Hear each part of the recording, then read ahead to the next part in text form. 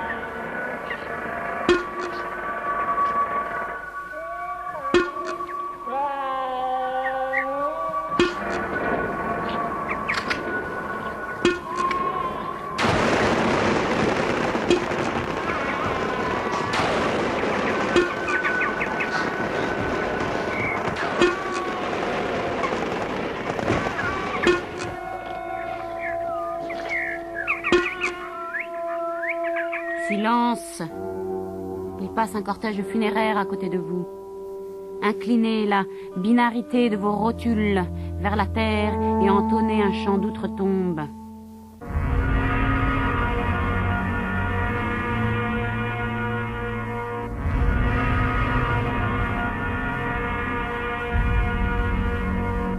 Le prêtre des religions ouvre le premier la marche, en tenant à la main un drapeau blanc, signe de la paix, et de l'autre un emblème d'or qui représente les parties de l'homme et de la femme, comme pour indiquer que ces membres charnels sont la plupart du temps des instruments très dangereux entre les mains de ceux qui s'en servent. Au bas de son dos est attachée une queue de cheval, aux crins épais, qui balaie la poussière du sol. Le cercueil connaît sa route et marche après la tunique flottante du consolateur.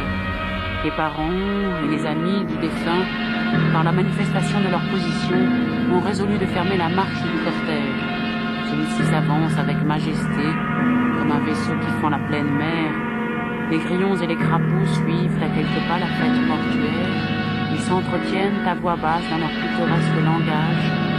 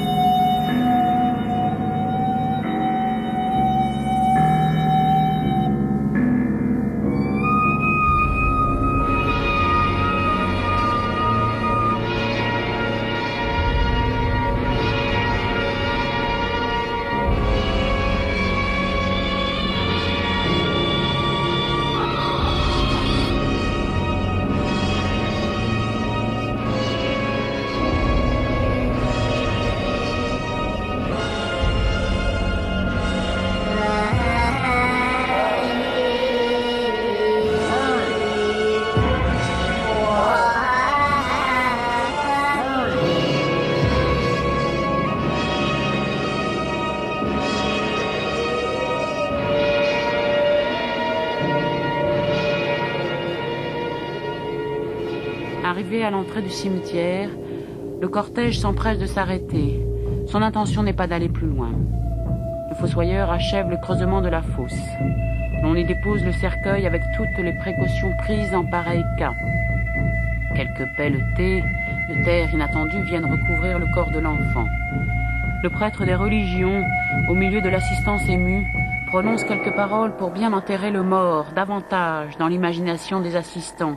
Il dit qu'il s'étonne beaucoup de ce que l'on verse ainsi tant de pleurs pour un acte d'une telle insignifiance textuelle.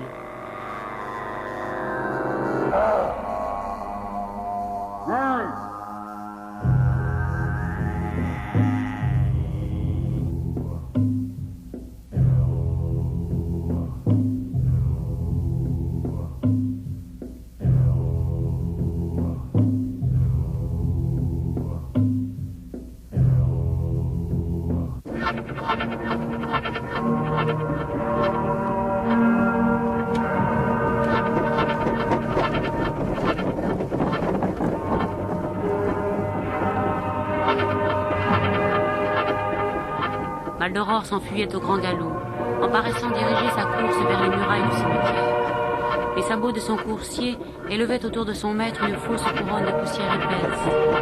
Vous autres, vous ne pouvez savoir le nom de ce cavalier, mais moi, je le sais. Il s'approchait de plus en plus. Sa figure de platine commençait à devenir perceptible. Au milieu de son discours, le prêtre des religions devient subitement pâle, car son oreille reconnaît le galop irrégulier de ce célèbre cheval blanc qui n'abandonna jamais son maître. Oui, ajouta-t-il de nouveau, ma confiance est grande dans cette prochaine rencontre. Alors, on comprendra mieux qu'auparavant quel sens il fallait attacher à la séparation temporaire de l'âme et du corps. Tel qui croit vivre sur cette terre se berce d'une illusion dont il importerait d'accélérer l'évaporation. Le bruit du galop s'accroissait de plus en plus.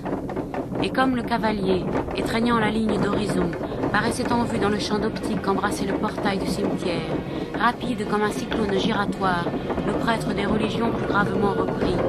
Vous ne semblez pas vous douter que celui-ci, que la maladie força de ne connaître que les premières phases de la vie, et que la fosse vient de recevoir dans son sein, est l'indubitable vivant. Mais sachez au moins que celui-là, dont vous apercevez la silhouette équivoque emportée par un cheval nerveux et sur lequel je vous conseille de fixer le plus tôt possible les yeux, car il n'est plus qu'un point, et va bientôt disparaître dans la bruyère, quoiqu'il ait beaucoup vécu, est le seul véritable mort.